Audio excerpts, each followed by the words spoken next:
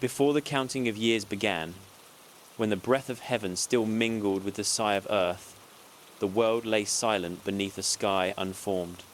Mountains slept beneath veils of mist, rivers wandered without name, and the wind carried whispers of beginnings yet to come.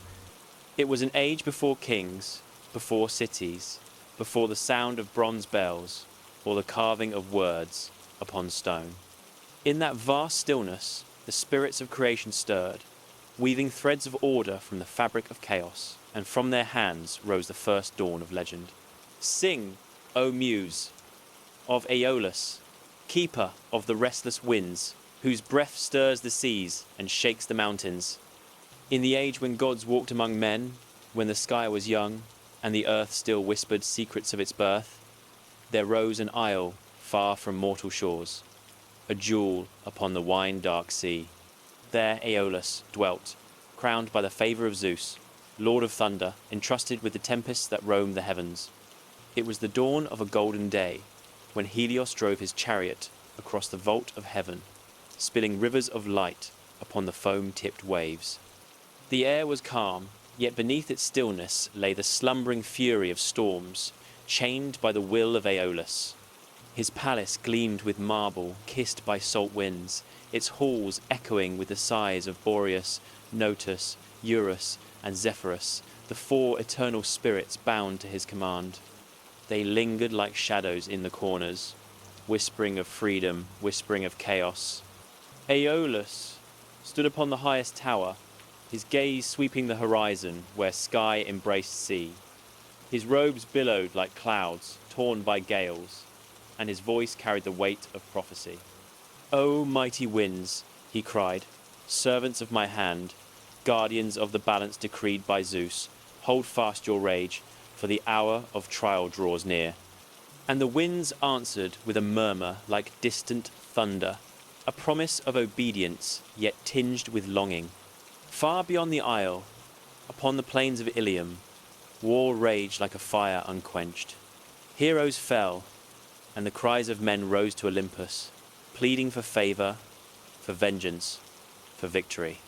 Among the immortals, discord brewed, and Hera, queen of heaven, sought the ruin of Troy.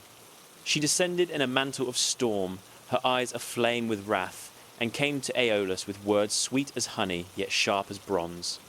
"O Aeolus, master of the breath of gods," she spoke, "lend me thy strength, and let the winds howl upon the sea.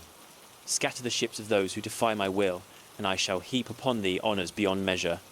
Aeolus, bound by reverence, yet wary of fate, pondered her plea beneath the shadow of Zeus's law. For to unleash the storm was to tempt the scales of destiny, and destiny's a chain no god may break. Yet pride stirred in his heart, and ambition sang like a siren. He summoned Boreas, fierce and cold, and Notus, heavy with rain, and Eurus, wild as the desert flame. "Go forth," he commanded, "tear the heavens asunder, lash the waves till they devour the keels of men." And the winds leapt forth with a roar that shook the pillars of the world. Darkness clothed the sky, and the sea rose like a beast unbound. Ships splintered, men cried to gods who turned their faces away, and the storm raged till the earth itself trembled. But wrath is a seed that bears bitter fruit.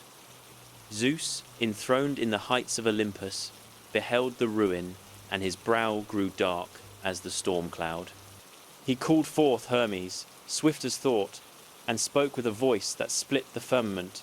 "Go, messenger, and bind Aeolus in chains of silence, for he has loosed chaos upon the deep without my word.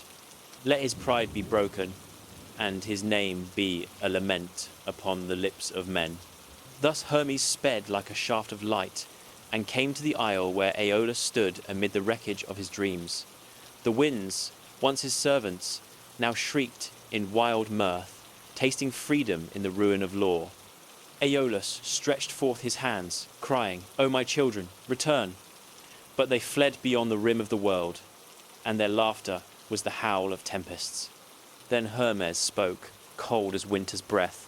"Aeolus, thou hast defied the order of heaven, thy gift is torn from thee, thy glory cast into shadow. No longer shalt thou command the winds, nor walk in the courts of gods. Here shalt thou dwell, alone, upon this barren rock, while the storms thou once ruled mock thee with their fury. And Hermes vanished like a dream at dawn. Night fell upon the isle, heavy as grief. Aeolus wandered the silent halls, where echoes of forgotten songs wept from the stones.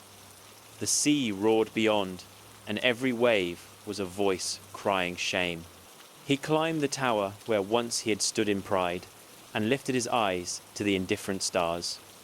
"O Zeus, O fate," he whispered, "is there no mercy in the vault of heaven?" But the stars gave no answer, and the wind that brushed his cheek was a stranger's touch. Years rolled like shadows across the earth, and Aeolus became a name spoken in hushed tones, a tale told by sailors when the night was deep and the waves were black.